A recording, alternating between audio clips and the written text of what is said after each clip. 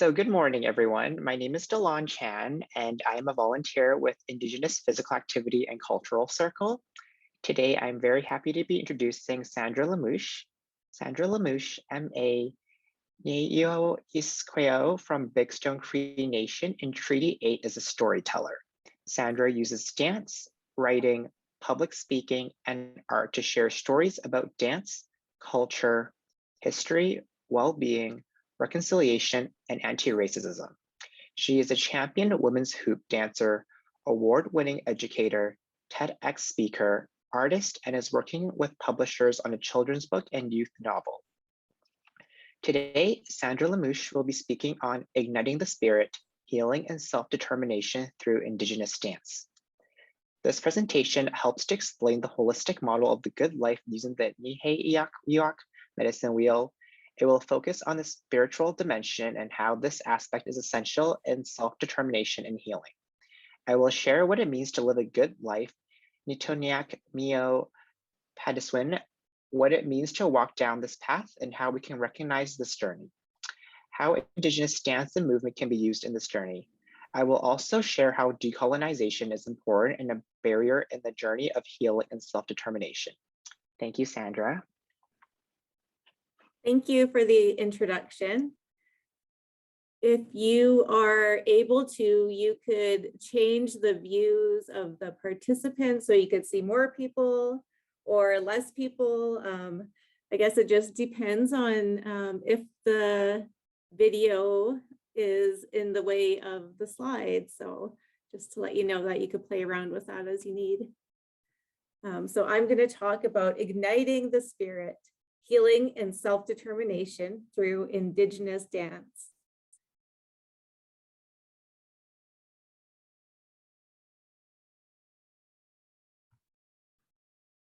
So Tansa, Sandra Lamouche, Nitsigasu, Nia Nehiyawak iskwew, Ayisinu Ota Aski. I'm a Cree woman and I'm a human being of this land. My mom is from the Bigstone Cree Nation, and that's where I'm registered as a member. And my dad is from Kapaweno, which was the first reserve in Alberta to announce in the last little while that they had uncovered some unmarked graves or found some disturbances in their site at their residential school. So I just wanted to acknowledge that. That's where my family is from and where I am from. And I'm currently living on the Niitsitapi Blackfoot territory with my husband and 2 boys. So Nitohnahk Miyo Pimadisiwin is the phrase that I used to describe the path of practicing as an Indigenous dancer. So as you've seen in the last 2 slides, those are photos of me from different hoop dance performances that I've done. And as a hoop dancer, I had experienced life-changing events that happened because of the hoop dance. And so I decided that I wanted to do my thesis on Indigenous dance and well-being. So the definition that I used, Nitohnahk Miyo Pimadisiwin, actually means seeking the good life. And so it's inherent that it's not a final destination, that it is a lifelong journey, an ongoing process, that we are always seeking a good life. And so this is like the ideal, from a Neyiaw Cree perspective, this is like the ideal life. And the definition that it's a journey of learning, growing, and being and becoming comes from Dr. Michael Anthony Hart, who is also Neyiaw. And it also includes a holistic understanding. And so when I included the understanding of a holistic perspective, I used the Cree medicine wheel. And for me, it tied in the symbol of the hoop that we use in hoop dancing. So it's the circle that encompasses all of the different directions. And one of the things that I was taught is that hoop dancers often acknowledge the 4 directions when they dance. And if you see in like powwows, you'll see that the grand entry also happens according to that entering through the east. And so it relates to the medicine wheel in terms of like we start in the east, the eastern direction, the direction where the sun rises. And so Neyiaw, one of the ways it is interpreted as a people of 4 parts. And so there's a couple different ways that I've heard it explained, but one of the ways is from the number 4, Pia, Kniso, Nisto, Neo, so Neyiaw, people of 4 parts. And that includes a spiritual, physical, emotional, and mental aspects. And so the goal is to balance these 4 parts of ourselves and to take care of each part. And the belief around it is that if you focus too much on one thing, then it could affect your areas, the other areas of your life. And when I was taught the teachings around the medicine wheel, I was taught the spiritual is our culture and identity. The physical is our physical body. It includes fitness, it includes diet, but it also includes the environment, the natural environment, and also like our home environment. The other aspect is emotional, and that is our feelings, our heart and our feelings. And that includes our relationships and just taking care of our emotions, healthy relationships and healthy emotions. And then the mental aspect is the knowledge, wisdom, education, learning, and having good thoughts too. And being able to use all of the things together. And so it's not always, sometimes one thing, like some of the things are interconnected and affect each other, and it's not like a linear journey or a like you do one thing at a time. So it's all kind of interconnected. It seems like dissected when you explain it, but there is understanding that it's a moving, dynamic way of looking at the world. And so I use this quote to show how important dance and movement is to Neyiaw people. And so this is from Floyd Fable. And he says that if you were to ask a Cree person what is life, they may very well answer you with this statement: life is movement. We believe that all life on earth is in constant movement. The sun, the earth, the moon, the wind, the trees, our cells, our blood, our heart. One of our words for death is Oniwaskewewin, meaning cessation of movement. This is how much the idea of movement informs our perception of life. And so that just stood out to me because death as the cessation of moving, a stopping movement is the meaning of death. So life is movement.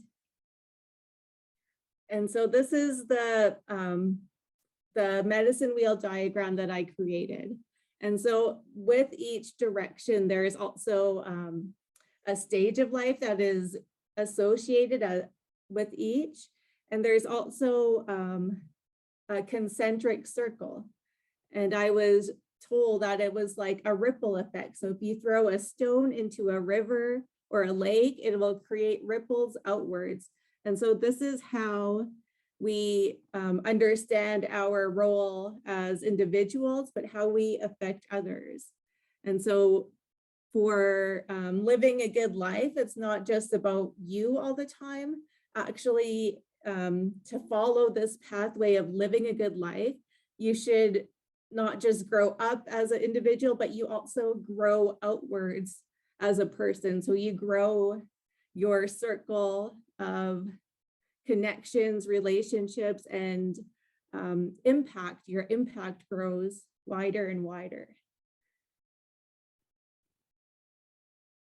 So one of the really interesting things with this is when I interviewed 15 different Indigenous dancers and performers and artists, they shared that the stories were the inspiration and motivation. And so with my life and with my hoop dance teacher who I interviewed, he told me that it was the stories and the meanings behind the dance that really connected with him and made him want to dance. And so the stories are, they ignite your spirit and they serve as your motivation for physically practicing those things. So for physically, in this case, physically dancing. One of the people I interviewed was Rosa John with Kihiwin Native Dance Theater. And she explained that when she teaches her kids and grandkids and other people, it's also about not telling them you need to do this and that's it. You know, it's not about telling them how to do things. It's about telling them a story of why they would do things.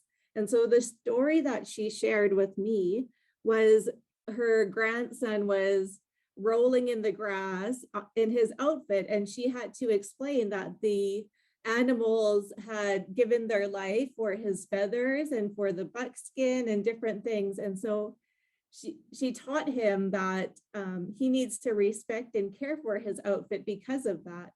And so she said it was like an option of knowing. And so the teachings, the stories, serve this purpose as being an option of knowing. And so when it's an option of knowing, it allows for a person to make a choice, and it's more powerful of a motivation for them if it comes from their own self-determination and choice to do that. And so one of the other things is to be a role model. And so if you're going to be sharing teachings and culture and practicing Indigenous dance, you need to also be practicing the teachings, because people who you teach are going to follow you. You're literally leading the way for others. So it's your actions that are very important for those who are following behind. And this is seen in Indigenous ways of like teaching. And if you go to a powwow, you might see a younger kid or child dancing behind an older adult, and they're literally following in their footsteps, dancing right behind in their footsteps. So it's a metaphor too for our life as well. And so one of the drummers that I talked to, he said that sometimes you see people that don't follow the teachings. They might be part of a drum group, or they might be a dancer, and maybe they have like an ego, or maybe they're not very respectful. He says it's because of the role models that they're following. They don't have a good role model that has taught them how to be respectful, right? And so there's all different reasons why people might not have that, but maybe they just chose not to, right? But it's always more powerful if it's an option and it comes from your own connection. And so that's where the spiritual comes in. It's like you're connecting to your culture, your identity, your why, your purpose is connected.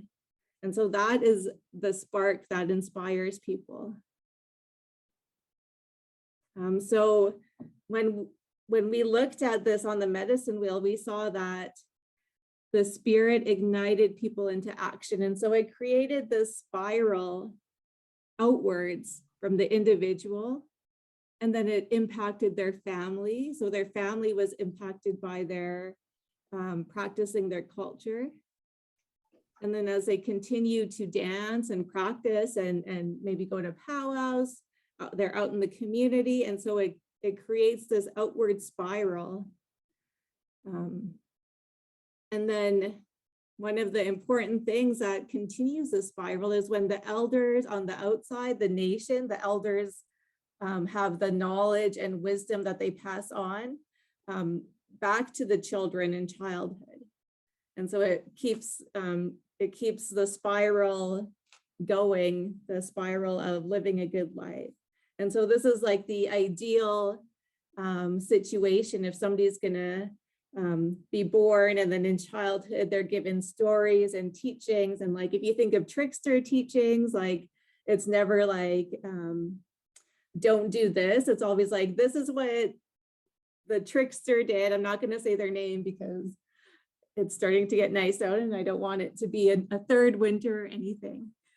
So if you listen to some of the stories, it's like this person did this action and this was the consequence. And so that's how the teachings create the awareness, the option of knowing. I mean, I've heard elders say like, oh, you're gonna end up like the trickster, and so your behavior, they're giving you a warning of like you're doing something maybe greedy or disrespectful, and you're gonna have a similar consequence to this. Like they reference the story, so you kind of have to know the stories in order to understand like the behavior. And it's interesting to every time I hear or see things like that. And so some of the lessons that came out of this was that for spiritual well-being, so it was the self-determination that was really important that I shared earlier, is that if it's more powerful, if it comes from your own choice, if you're making that choice and it's not like somebody telling you how to act. And the decolonization part of it too. So decolonizing, like unlearning some of the colonial things we've been taught that are not helpful. And in terms of spiritual, a lot of it is like being taught that there's only one way to do things, or if there's like a superior and inferior ways of doing things, or cultures that are inferior or superior. And so that's where we have to unlearn a lot of that we were taught. And especially in the Western world, you'll see that a lot of the focus for education and any other system is like physical. So it's highly focused on the physical body, physical diet, physical fitness, and mental health and well-being. And we don't often pay attention to spiritual and emotional. So that's a little bit of the lesson learned of looking at a holistic perspective, because even in the Western world, it's often people will say mind, body, and spirit.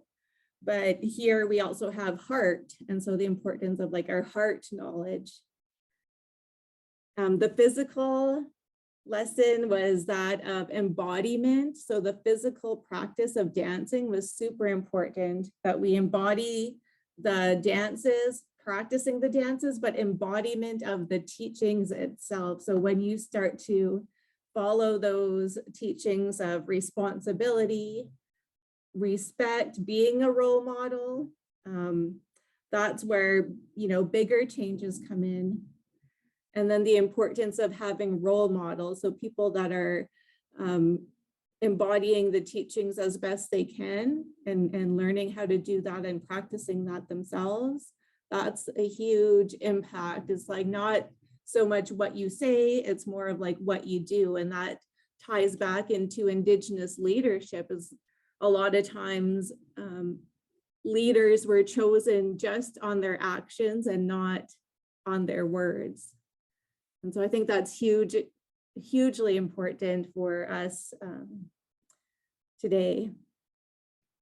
So emotional lessons were about connection, the importance of connection with others, a lot of the dancers found that they had better connection with their family and more friendships because of Indigenous dance. So they have wider connections and more healthier connections because it's just a healthy space, especially being sober spaces and family oriented spaces, and that cultural grounding in teachings and values, that makes it a healthy environment for people. And collaboration, like naturally including, you know, tiny tots to golden age and all body types and all genders and all of that. Ideally always in the healthiest way, right? When it's done in a good way, it will be like that. I know there's still toxic behaviors that we are all like always having to deal with, but yeah. So, and then the emotional is the ability to de-stress from dance itself. And so the way people would often explain it is like, when I'm out on the dance floor, everything else is gone. Like every other worry, bills or jobs or anything else, it disappears from that. And so emotionally, people are able to like forget their other worries in the world, and they're just kind of focused on the moment. And so it's like mindfulness within there, and it helps them to deal with the stress of life, especially emotional aspect is connected to adulthood. And we know that adults have to, like, we have to pay bills and we have to get jobs and we have to be parents and all of that stressful stuff that we have to deal with. So it was really good for adults to be able to go and participate and to dance and to release all of that stress. Mental is healing through wisdom. And so it's kind of like a culmination of all of the experience and the knowledge and healing by passing on your wisdom to the next generation. So how important it is for us to know that we are gonna continue as Indigenous people, that our kids and our grandkids will continue these teachings. And so that's a really healing part of it. And then as people pass on that knowledge, it just keeps the cycle going with the younger generation, and they start to do again the spiral, living the good life. So this is one of the stories that I was shared by my hoop dance teacher. And so he was showing that the pukwis, so the Anishinaabe story of the hoop dance, is what he was taught. And he shared it with me, is that it's such a great responsibility to be a hoop dancer.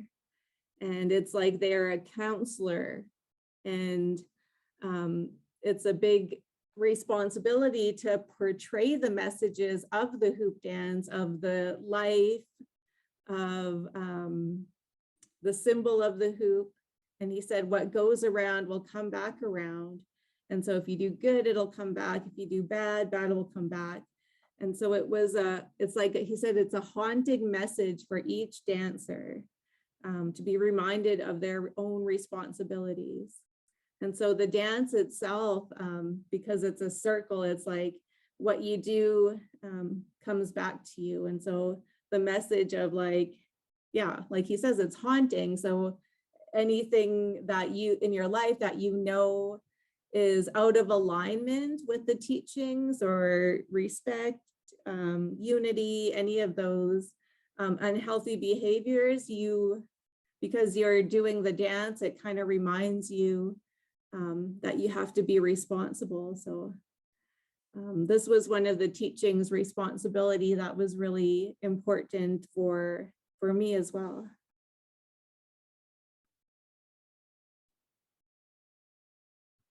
So the igniting the spirit, the spiritual is the spark that inspires us to action, is an important catalyst for life changing, learning, and growing, leading to well-being. And so it was this, the culture, identity, and stories and teachings that elders and knowledge holders share with us. Those are the things that create that physical action, the physical health. And so for me, it was like dancing more. It was physically like living a sober life. And that was the same with my hoop dance teacher and a lot of other dancers that I've interviewed too. So they all live sober lifestyles, but it's because they have the responsibility and they chose to represent their culture and their teachings. And so they understand that if you're going to be respectful, like it's hard to do that if you're not respecting your own body and your own culture.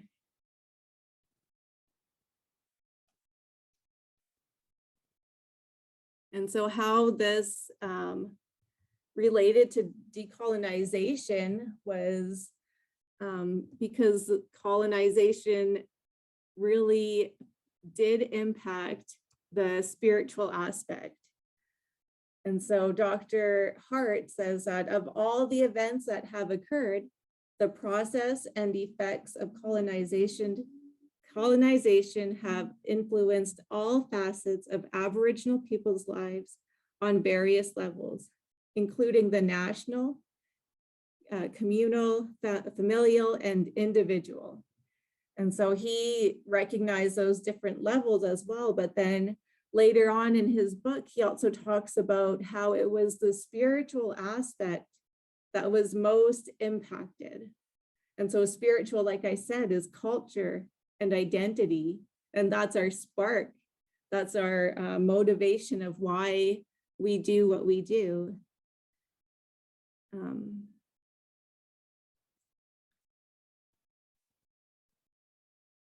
So some of the things that characterize decolonization is, living in a good way. Dr. Leanne Simpson explains that living in a good way is an incredible disruption of the colonial meta-narrative in and of itself. And so if you think of all the stereotypes of Indigenous people around health and wellness and different things like that, to choose to live a good life is like a huge disruption of that narrative that that Indigenous peoples are, suffer lower education and all of these different things. It disrupts that narrative, but also that narrative was created like intentionally, and it is ingrained. And also like a lot of the studies that are happening now show how racism creates inequality. So racism contributes to inequality, and it's not that that Indigenous people are inferior or incapable or less intelligent in any way at all. Like that's totally not true. And so decolonization like really is to take that narrative away of like, no, that's not true. One of the problems is that the colonial idea is that problematizing the Indian. And so we've all heard of the Indian problem. And so it's a Western obsession to problematize the Indian as a problem, rather than looking at things like, is the curriculum inclusive of Indigenous history and people in a significant way? Does it value one knowledge over the other? Like that in itself creates inequality because it only allows certain people to be successful. Indigenous perspectives and self-determination and research that benefits Indigenous people and communities. So one of the things of decolonizing is, yeah, that it has to benefit Indigenous people and communities, and from an Indigenous perspective and self-determination. So again, that culture, identity, and healing, from our perspectives, it's not about continuing to assimilate. The denial of other lenses serves to maintain a privileged and oppressive view. And so it's about being inclusive and allowing other perspectives. So it's not just about right and wrong and one way to do things, or to think of things. And one of the things that happened was in European dance history, they had the Enlightenment and the development of European dance styles. And what they did, like to create ballet, they separated dance from the community.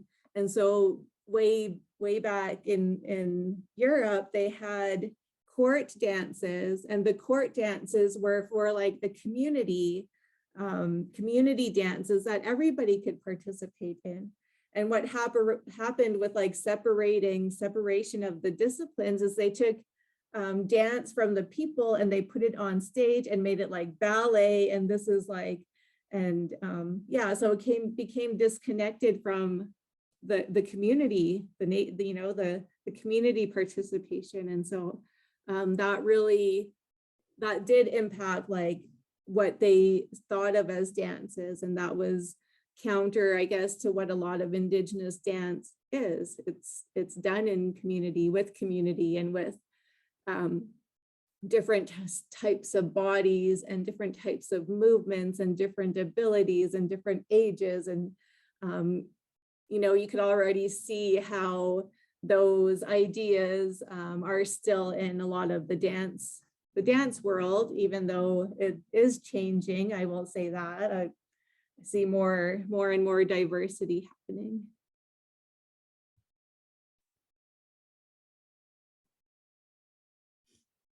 So one of the things I think that we need to acknowledge is that these colonial policies, practices were really supported or upheld by anti-Indigenous racism.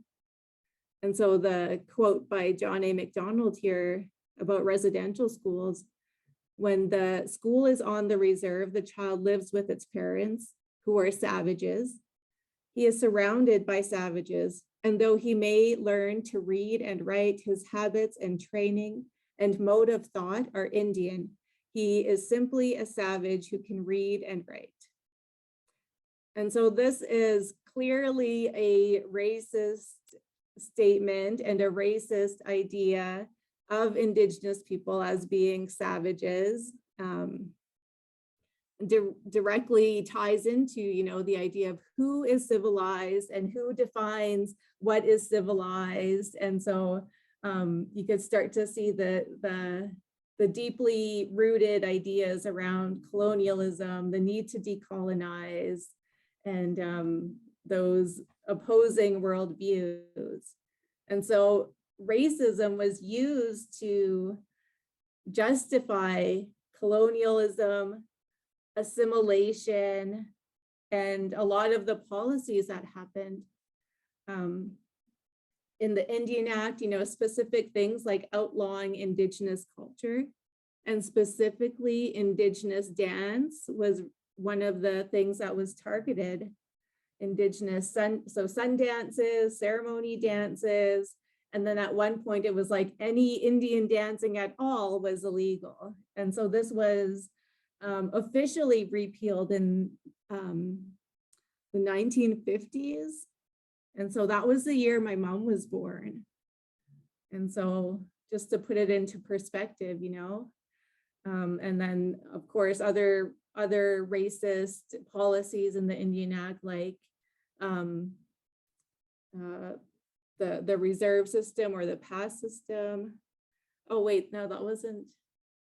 Yeah, different. So they had a a list of different things around enfranchisement, losing your Indian status, different things like that. And then the quote again relates to residential schools, but one of the things that residential schools were meant to do was to teach Christian and Western knowledge and value systems.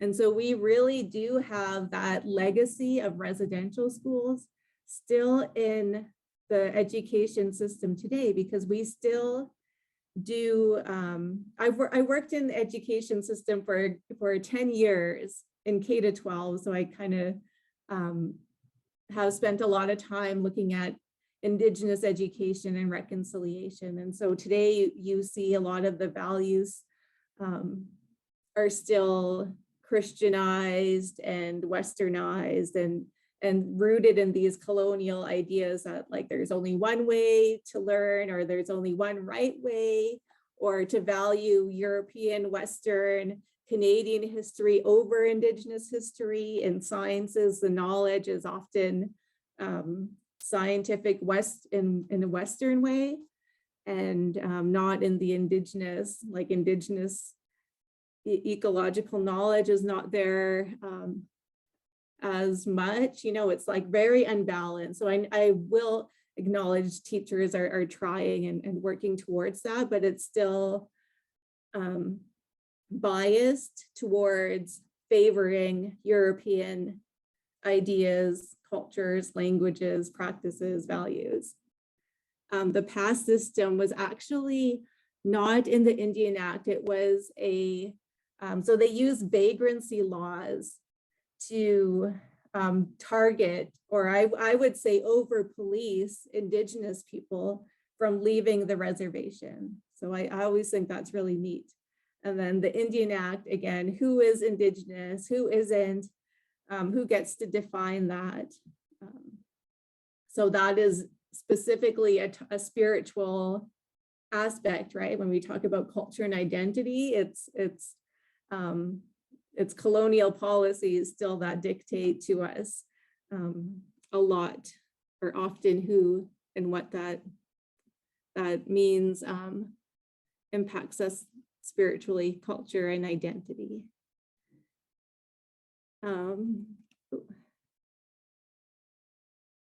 So when I mapped out decolonization, I used I used Linda Tahui Smith, who's a Maori, but she had a 4 directions model of decolonizing methodologies. And I liked it because it fit with the medicine wheel model. And she also used concentric circles and so that, you know, the directions and the circles also tied to what I was looking at. And so when I mapped out the history of Indigenous dance, it actually turned out to be not an outward spiral, but this time the spiral is about going inwards, and it's about returning to culture. And so this is like a process of decolonization. And so I'm not going to say again that those two things are totally separate, because I don't think that they are. But one of the things we found is, like in the East, it's about the first step to decolonize is to literally survive colonization, because when all of the things like dance was illegal, you couldn't leave the reserve because they didn't want you to gather and collaborate with each other. So that was mostly in that period of time. So we need to survive colonization. We need to make sure our cultures, languages, ceremonies, like identity, it does not go extinct, right? And even physically, that we don't go extinct. Then there was this, after the surviving colonization, adapting to the changes, to the colonial impacts. And so a lot of this happened with dance through powwow and performance. And in the West was mobilization. So the importance of mobilizing. And this was seen with the American Indian movement and civil rights movements that happened. And some of the people that I interviewed said if it wasn't for AIM happening, that they think that powwow wouldn't still be here, because there were Indigenous and non-Indigenous people that would tell drum groups, why are you doing that? Why are you drumming? Stop it. And so these are some of the quotes from the interviews that I did, is that people were ashamed, embarrassed, scared, like all of these things about Indigenous culture, and a little bit of it still happens today. So social movements, social justice, civil rights, human rights, those movements are super important to make sure that people are still practicing dancing culture. And part of our own self-determination, right, is we don't, okay, we're not going to just say, give up and say, okay, we're going to stop dancing and drumming. No, people were there to make sure it kept going, and they taught others. Yeah, so one of the people that I interviewed, he never had the chance to drum or learn his culture from his family. So it was the American Indian movement that taught him. And so now he has a family drum group, and his whole family, kids, grandkids are all dancing and drumming, and they're all powwow people. So he had to go to the community, in a community space, in order to reclaim his culture. So it was just really interesting that, yeah, how that worked in terms of this spiral, that sometimes it's not our own family. Sometimes we have to go out and find that. And then healing happens here in the North. And it happens when elders are able to share their knowledge in a healthy and sustainable way, and sharing it to young children, and not having people like me and my hoop dance teacher and people that I interviewed who have to wait till they go out into the community, or wait till they're older. It happens when we teach the youngest kids as young as we could teach them, is ideal, to have those experiences, to hear the stories, to hear the language, to practice.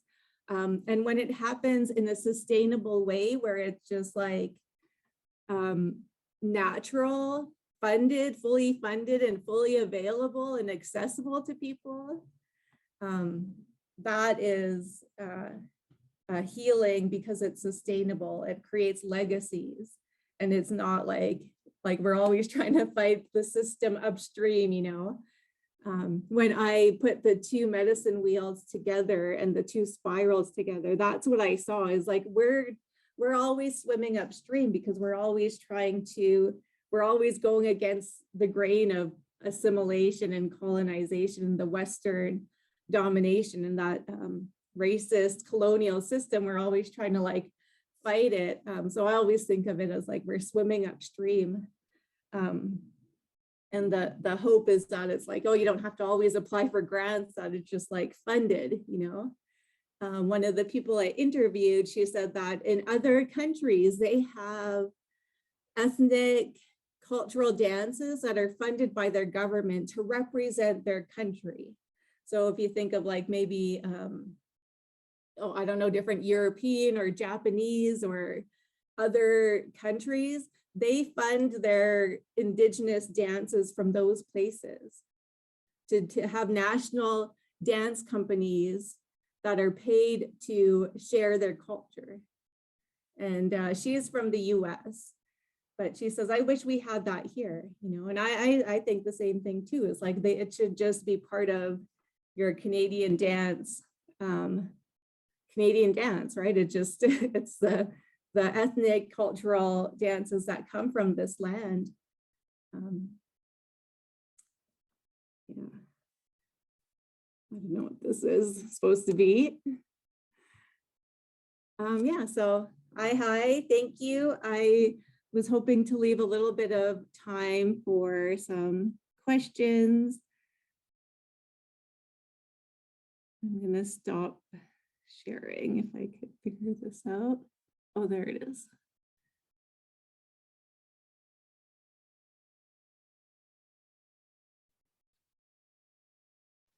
Thank you so much for the presentation, Sandra. I personally learned a lot.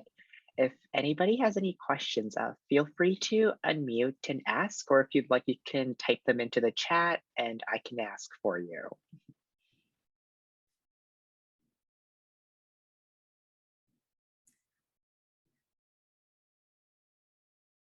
If I can get us started, actually, we have one question so far about um, somebody asked if you could please talk more about the story's role in inspiring movement. Inspiring movement specifically? Yes. So I guess one of the things that I saw is so if you know, you could teach somebody the dances, right? You could teach them the dances, but they're not going to connect to it and be inspired and motivated to stay connected and to be committed unless they know the purpose behind the dances. And so like in powwow, there's some kind of like intertribal understanding of like, we dance for those who can't dance.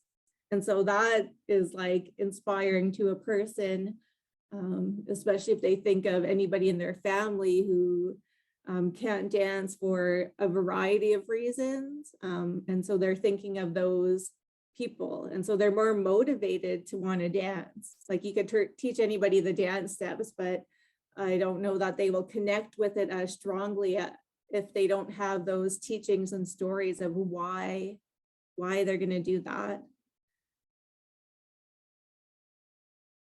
And so there's like superficial reasons, right? There could be like ego, or I want to be popular, or I want to be a champion. Like there's those kinds of things. But I think even in the Western world, like even in Olympics, I would think that's not as motivating as if they have a true emotional reason that they're doing it. So you could find it, it's like in Western, it's in mainstream thought as well, like finding your own why, your own purpose. But this, what I found is like, it's also an Indigenous culture that we have, what is your why, is what is your inspiration is huge too to us. Thank you for sharing that, Sandra. Does anybody in the audience have a question right now?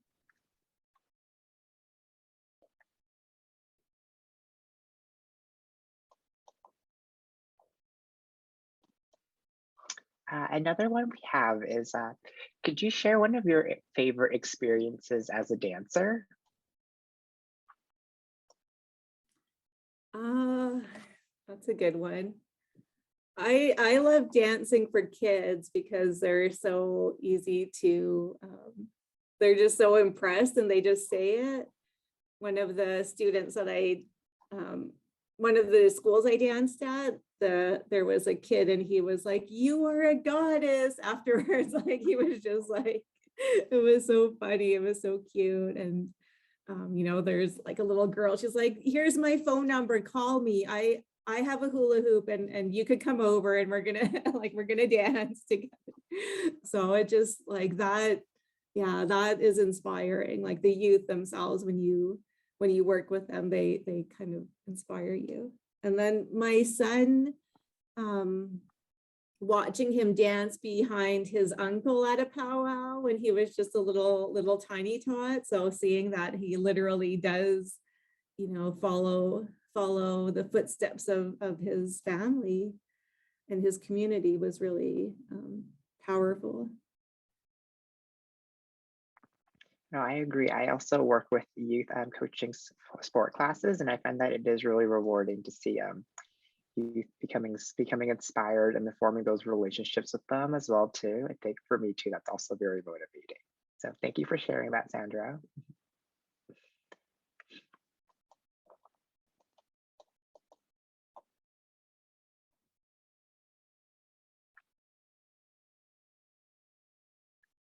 So if you have any questions, don't be shy. You can type it in the chat, or you can feel free to just unmute and come say hi. I'm sure Sandra would love to meet you, and we, the volunteers, would like to see your faces as well too.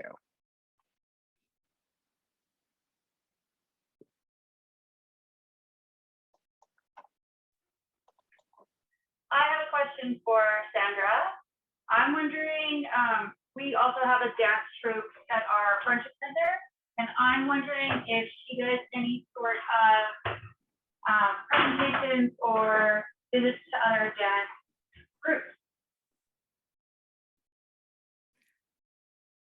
Yeah, I do. I do events and festivals and schools. Yeah, so I would be interested in person or virtually. I have a website and I made a booking form to try to make it easier. It's just my name. It's not anything. It's not anything really fancy.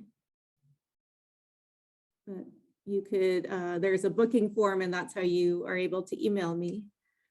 So if you're in. Wonderful. Thank you. Yeah.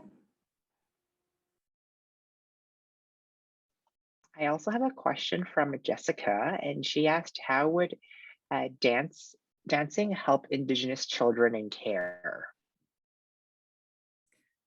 I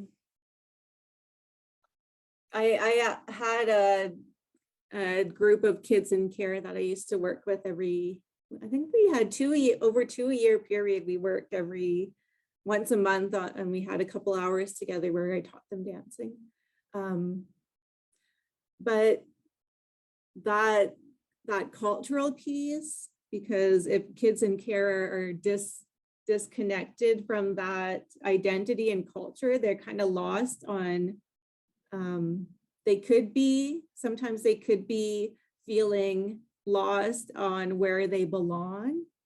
And so Indigenous dance is one of the easiest ways to get into your culture. Like ceremonies, it's kind of harder, and language is kind of harder, but like Indigenous dance, because it's a celebration, it's open, it's public, it's really a good way that I've seen a lot of people get more connected to their own history, culture, and identity. So as you practice, like it's not just over a year, but it's like a lifetime. So when I first started hoop dancing, I just had black leggings and a black shirt and like no beadwork, and then over the years it helped me. Like I got a Indian name, and I learned more of my family history and my culture. And so as I developed my own identity, it came through in my beadwork, it came through in my outfits, it came through in all of that more and more. It's like, okay, like I just had floral to begin with, my first beadwork, and then it got more intricate. And it's like you're creating your identity. And because out in the world, there is not really a positive identity of Indigenous people. So it's like if you don't tell the world who you are, they will tell you who you are. And right now, there is a lot of not nice things being said about, like racist things being said about Native people out in the world.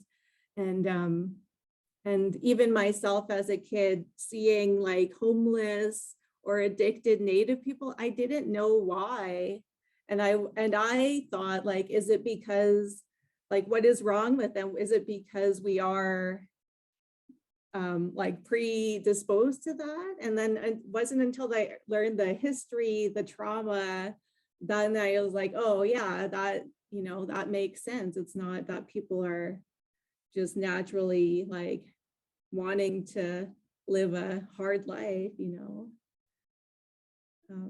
so it's like an option. So they could choose to like, oh, this is who I can be. And so that self-determination is like, you're choosing who you're going to be, and you're creating your own identity, and you're creating yourself, you're creating your life.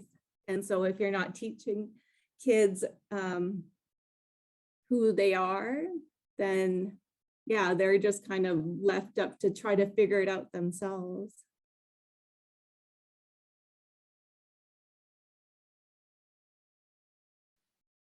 Great. Thank you so much, Sandra, for sharing. We only have 2 minutes left, so if anybody has any last minute questions, feel free to ask them now. I'll pause for a quick moment.